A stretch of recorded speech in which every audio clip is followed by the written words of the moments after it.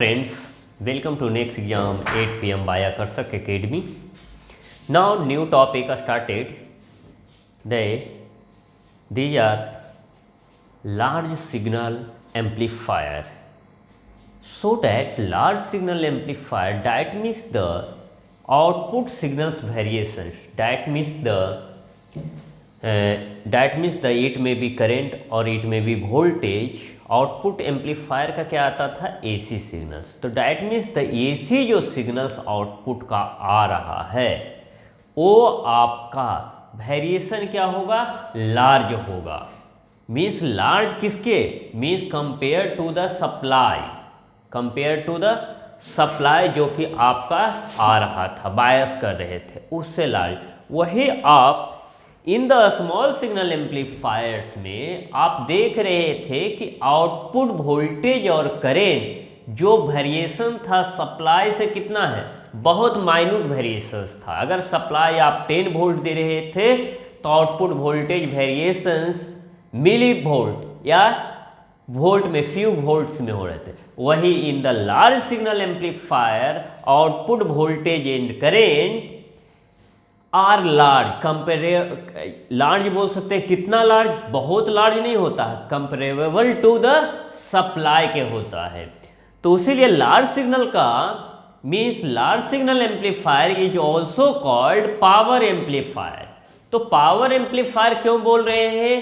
Power amplifier that means the आपका voltage, अगर output voltage और आउटपुट करंट लार्ज होगा तो आउटपुट पावर भी लार्ज होगा. आउटपुट पावर अगर निकालते तो लार्ज होगा. तो that means the power transfer कर रहा है इनपुट पावर से आउटपुट पावर.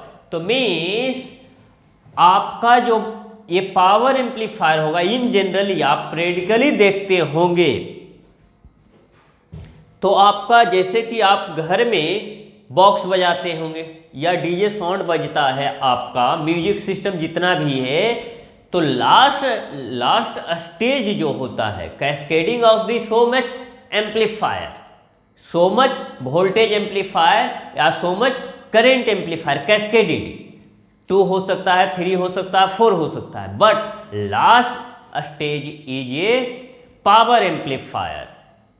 तो पावर एम्पलीफायर से वो क्या कर रहा है कि जो सिग्नल जो आया आपका लास्ट स्टेज में उसका पावर को इन्हांस करेगा. क्या इस चीज को करेगा?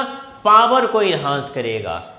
तो पावर यहां पे आ रहा है. That means the output of power amplifier so many harmonics आएगा. हार्मोनिक्स कह रहे हैं डैट मीन्स द, जैसे कि कोई एसी सिग्नल्स आप पढ़ते हैं, एसी सिग्नल्स आपका क्या होता है? एक तो फंडामेंटल फ्रीक्वेंसी होगा. मान लिया जाए कि इस तरह के फॉर्म में रहेगा cos omega naught t plus cos 2 omega naught t plus cos 3 omega naught t, या साइन के फॉर्म में भी रख सकता है sine omega t plus sine 2 omega t and sine 3 omega naught T.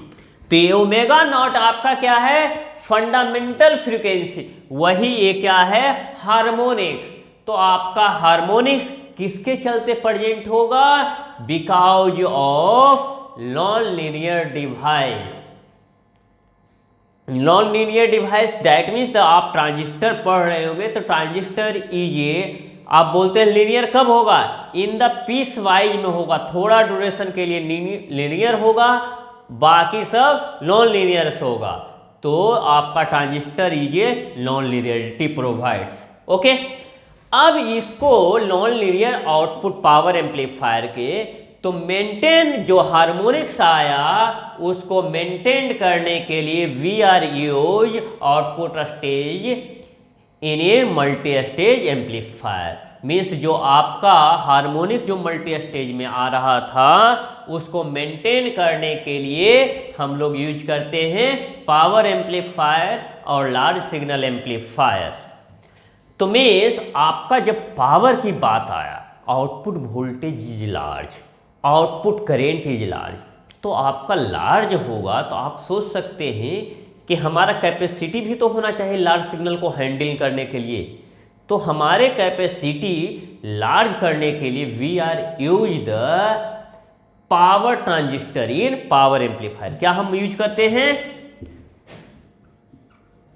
Power transistors. तो पावर ट्रांजिस्टर्स ये क्यों यूज करते हैं? Because of large power rating. Large power rating. Power rating क्या डिफाइन कर रहा है? आपका it handling the large powers. कितना होगा? Approximately watts. वही अगर हम नॉर्मल ट्रांजिस्टर्स की बात कर रहे थे तो पावर उसका मिली वॉट में था, बहुत कम पावर हैंडलिंग। तो अगर हम लार्ज सिग्नल प्रेडिकली व्यू से देखें तो देखिएगा कि आपका जो एम्पलीफायर होगा, जैसे बॉक्स बजाते होंगे तो एक एम्पलीफायर रहता था, माइक से आपको सिग्नल देते थे एम्पलीफायर, वो एम्पलीफाई कर दो। लास्ट में देखते होंगे व्हाइट पीछे जहां पे आप स्पीकर कनेक्ट करते हैं वहां पे गोल सा रहता है। तो diet one is power transistor. वो क्या है? आपका पावर ट्रांजिस्टर। वो जो लोहा का लगा रहता था, diet one is known as, लोहा का वो काम नहीं है, मेन काम है इंटरनल स्ट्रक्चर। डायट लोहा का जो लगा हुआ है उसको बोलते हैं हीट सिंक। वो क्या करता है? जैसे कि आपका ट्रांजिस्टर गर्म हुआ या हीट डेवलप हुआ तो उसका काम होता है जो हीट हुआ उसको सराउंडिंग में फैला देना, मीन्स डाइवर्ट कर देना। हीट जो डेवलप हुआ वो सराउंडिंग में बांट देगा। इसलिए जितने भी पावर एम्पलीफायर्स देखेंगे वहां पे पावर ट्रांजिस्टर्स देखेंगे तो उसमें एक कैप रहता है, diet cap fabricated from the metallic body. It ज़्यादातर यूज होता है एल्युमिनियम का। तो पावर ट्रांजिस्टर का जो नंबर होगा, कभी कभी नंबर पूछता है, दो नंबर आते हैं बहुत ज़्यादा यूज करते हैं, CL100 और दूसरा होता है CK100। CL100 is NPN transistor और CK जो होगा CK आया, इसी को बोलते हैं ACL100 भी आता है, ये भी आता है, ASK100 भी आता है। ये NPN होगा, ये PNP ट्रांजिस्टर्स होगा। तो आपको समझ में आ गया कि दो मॉडल आपको ज़्यादातर यूज करते हैं। बहुत सारे मॉडल है मार्केट में, बट इन द लोबरेटरी आप जाइएगा तो सबसे ज़्यादा we are use this models. ठीक है। तो पावर एम्पलीफायर्स आपका दो तरह का इंपॉर्टेंट फैक्टर है। अगर हम पावर एम्पलीफायर का परफॉर्मेंस चेक करने की बात करें तो वी चेक, जैसे कि आप वोल्टेज एम्पलीफायर का परफॉर्मेंस चेक करने के लिए हम लोग करते क्या करते थे? We calculate the voltage gain, input resistance, output resistance and current gain. तो उसी तरह से अगर हम पावर एम्पलीफायर का एबिलिटी या परफॉर्मेंस चेक करने के लिए we are use the conversion efficiency and figure of merit. दो इंपॉर्टेंट टर्म हम लोग यूज करते हैं। So that we start the power amplifier. First of all we define the power amplifier. अभी जो मैंने आपको समझा उसी को एक स्मॉल थोड़ा क्वांटिटी में मैं यहां पे नोट करके लिख देता हूं। तो फर्स्ट पॉइंट है large signal amplifier is a nothing but power amplifier. तो पहला पॉइंट लिखे, ये large signal amplifier is a power amplifier. Okay. तो आपका लार्ज सिग्नल एम्पलीफायर आपका क्या होगा? पहला, इन लार्ज सिग्नल एम्पलीफायर बोल सकते हैं या इसी को हम क्या बोल सकते हैं? Power amplifiers. क्या होगा? Large signal variation, large signal variation, it has greater AC output current या voltage output current और voltage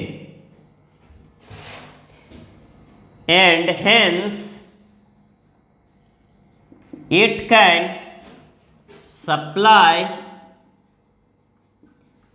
greater AC power to the load। Load कहने का सेंस, आप जो स्पीकर देखते हैं जो लगा रहता है या बॉक्स जो लगाते हैं, that will be considered as load. The output of power amplifier has harmonics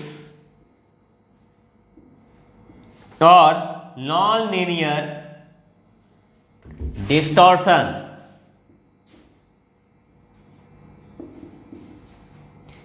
because of transistor non linearity. Okay, तो इसको मेंटेन करने के लिए, टू मेंटेन मिनिमम पावर,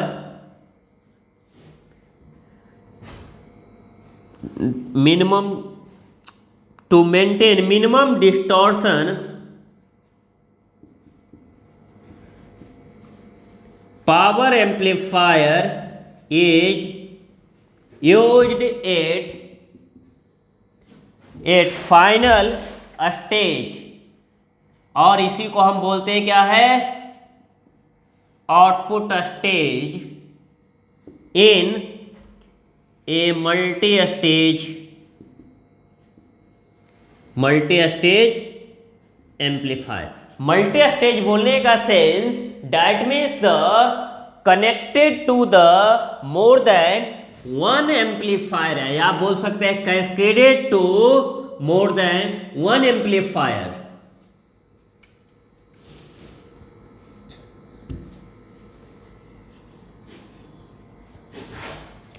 जैसे कि आपका ये वोल्टेज एम्पलीफायर है, एक हो गया, ये दूसरा हो गया, ये तीसरा एम्पलीफायर हो गया, इस तरह से बहुत सारा कनेक्टेड होगा, ये फाइनल स्टेज हो गया। तो यहाँ पे ये जो कनेक्शन है, यहाँ पे मान लिया जाए कि इनपुट वोल्टेज आपने दिया, यहाँ पे आपका आउटपुट है, तो ये जो आएगा, this one is a small signal amplifier है, और इसी को हम क्या बोल सकते हैं, this one is cascaded of the voltage amplifier है। और ये जो फाइनल स्टेज है, ये पहला स्टेज, दूसरा स्टेज, तीसरा स्टेज, ये nth स्टेज। तो nth stage that means this one is large signal amplifier है, और इसी को हम बोलेंगे क्या, पावर एम्पलीफायर है। जिसके बाद पावर एम्पलीफायर का जो आउटपुट है, ये किससे कनेक्टेड होगा, अगर आप स्पीकर बजाना चाहते हैं तो this one is connected to speaker, यहां पे लोड से कनेक्टेड होगा।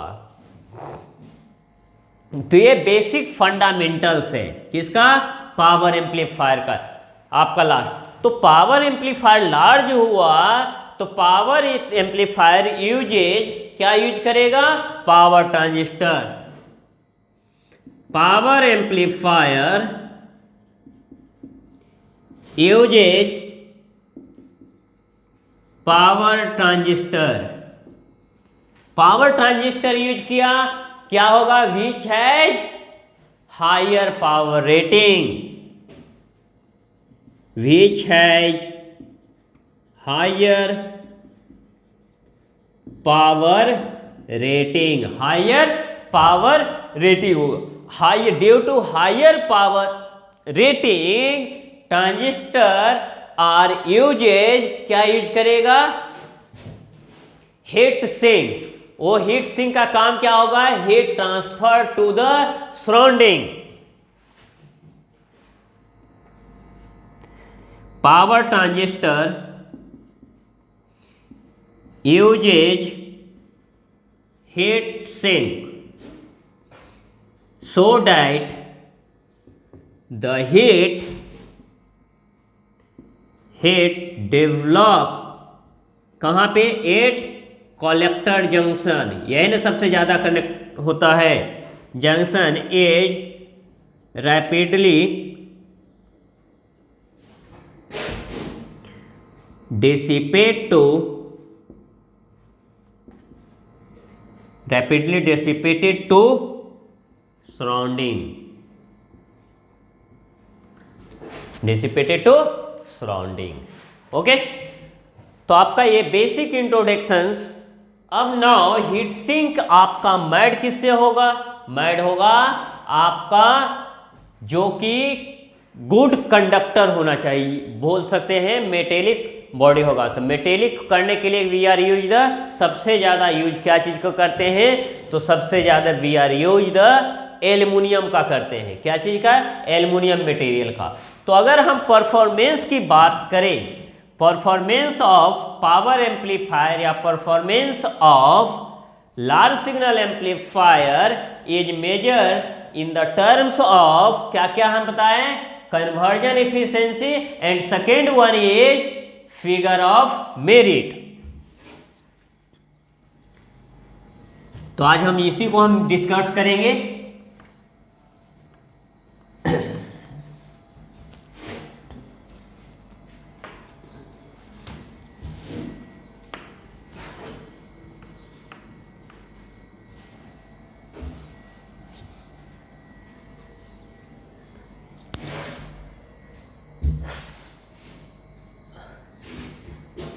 Performance of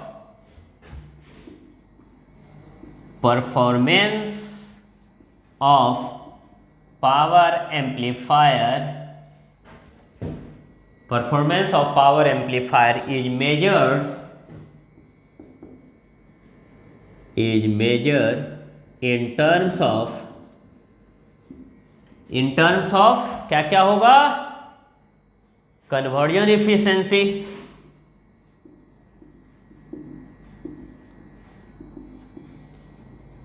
and figure of merit.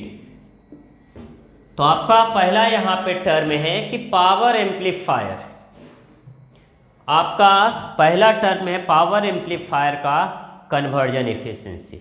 Conversion efficiency that means the आपका जो पावर एम्पलीफायर है वो कितना एबल है, किसको कितना एबल है? आपका इनपुट, आपका आउटपुट जो होगा एसी पावर करने में, आउटपुट पावर होगा एसी।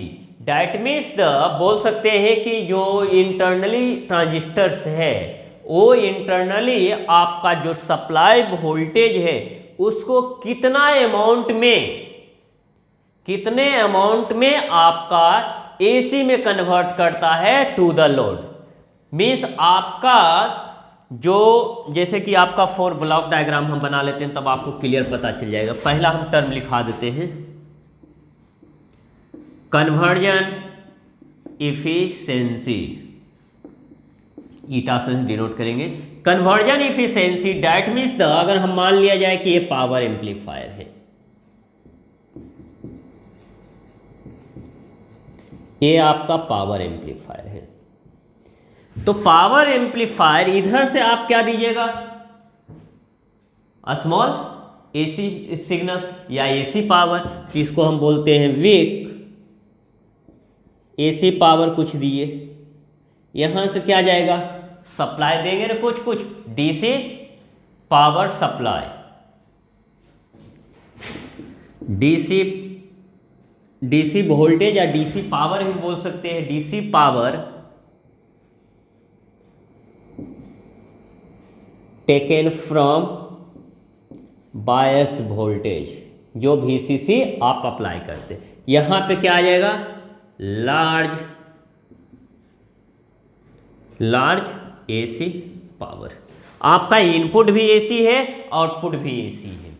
तो आपका ये जो एसी पावर किया मीन्स आपका इंटरनली जो पावर एम्पलीफायर है, इंटरनली आपका जो डीसी पावर आया यहाँ से, उसको कितना अमाउंट में कन्वर्ट करता है? किसको? एसी में। उसी को हम बोलेंगे कन्वर्जन ऑफ एफिशिएंसी। या बोल सकते हैं दूसरा वे में, it is ratio of AC power supply to the load divide AC power supply to the load and DC power drawn from किससे, बायस सप्लाई से। या बोल सकते हैं conversion efficiency is measured of the ability of power amplifier to convert DC power to AC power। कितने amount में आपका DC power को AC पावर में कन्वर्ट करता है, that one is known as conversion efficiency. तो so that please write down definitions. पहले आप पहला डिफिनेशन लिखते हैं। ये कन्वर्जन इफिशिएंसी क्या मेजर करेगा, ये power amplifier is able to supply higher AC output power। क्या होगा भाई, बिकॉज it internally converted या converts A part of DC power obtained from biasing supply into AC power. Okay, दूसरा definition लिखते हैं,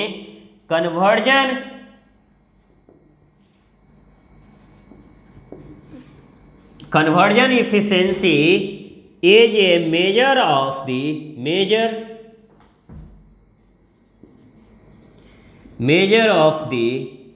ability of a power amplifier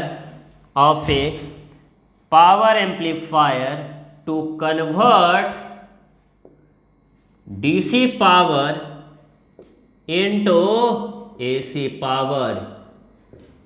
okay, कितने amount में DC power को AC पावर में कन्वर्ट करता है। या इसी को मैथमेटिकल अगर हम बात करें तो mathematically we can write,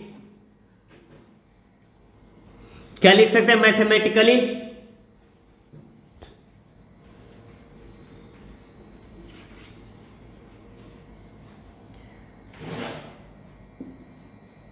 mathematically क्या लिख सकते हैं, percentage efficiency equal to AC power supply to the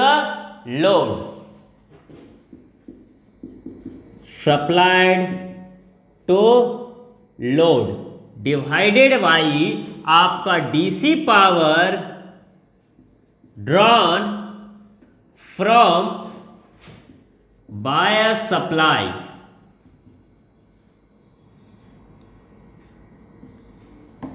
ठीक है, तो यहां पे परसेंटेज नहीं, percentage efficiency that one is PAC divided by PDC into 100%। तो आपका 1F फॉर्मूला आपका निकल गया। Okay, and second one is known as आपका figure of merit. Figure of merit, इसको हम F से डिनोट करेंगे। क्या से डिनोट करेंगे, F से। तो फिगर ऑफ मेरिट क्या है कि it is the ratio of maximum power dissipate in the transistor, maximum power dissipate in the transistor to the maximum AC power supply to the load। तो क्या हम बोल रहे हैं, इट इज रेशियो मीन्स किसका रेशियो, आपका maximum power dissipation in transistor to the maximum power supply to the load. तो क्या डिफिनेशन लिखेंगे? It is ratio of, it is the ratio of maximum dissipation in the transistor या in transistor and maximum AC power supplied to the load. क्या हो जाएगा? F equal to क्या हो जाएगा? Power dissipation maximum divided by P A C maximum. तो आपका क्या हो गया डिफिनेशन? आपका ट्रांजिस्टर्स में कितना डिसिपेट करेगा, ये लॉस है। जितना एफ कम होना चाहिए वही आपका इफिशिएंसी क्या होगा, जितना लार्ज होना चाहिए उतना बढ़िया। मीन्स फिगर ऑफ में कन्वर्जन इफिशिएंसी आपका लार्ज होना चाहिए, जितना लार्ज हो एज पॉसिबल, और figure of merit as possible less हो। मीन्स क्यों लेस कर रहे हैं? बिकॉज ऑफ हम नहीं चाहते हैं कि power dissipation in the transistor that one is loss, एक तरह से है वो लॉस नहीं चाहते हैं। तो ये आपका फिगर ऑफ मेरिट लेस होना चाहिए, वही कन्वर्जन इफिशिएंसी आपका क्या होना चाहिए, लार्ज होना चाहिए। तो हम लिख सकते हैं, एक पॉइंट करके लिख लीजिए please. For an ideal power amplifier conversion efficiency should be 100% and figure of merit should B क्या होना चाहिए, लेस मीन्स 0 होना चाहिए। तो इस पॉइंट को प्लीज नोट डाउन। ये इंपॉर्टेंट पॉइंट है आइडियल के लिए, बट ऐसा होता नहीं है। जैसे कि आप क्लासिफिकेशंस में पढ़ेंगे तो देखेंगे कि इफिशिएंसी कितना आते हैं सारे के कॉन्फ़िगरेशन का। For ideal power amplifier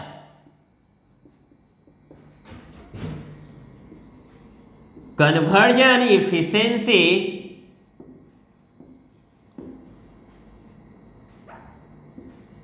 should be 100% and figure of merit should be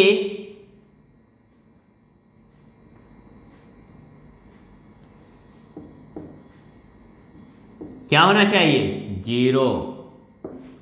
figure of merit should be 0। Now फिर मिलते हैं in the next class. Next class में we are discuss about the classifications of the power amplifier. तो there are classifications जो हम करेंगे उसको हम नेक्स्ट क्लास में एक्सप्लेन करते हैं। आप जान लीजिए यहाँ पे क्या क्या है क्लासिफिकेशंस में, उसको करते हैं। आपने अभी तक एम्पलीफायर को क्लासिफाइड पढ़ा होगा, तो क्लासिफिकेशंस में एम्पलीफायर को क्लासिफाइड किस में करते थे, अकॉर्डिंग टू द गेन करते थे।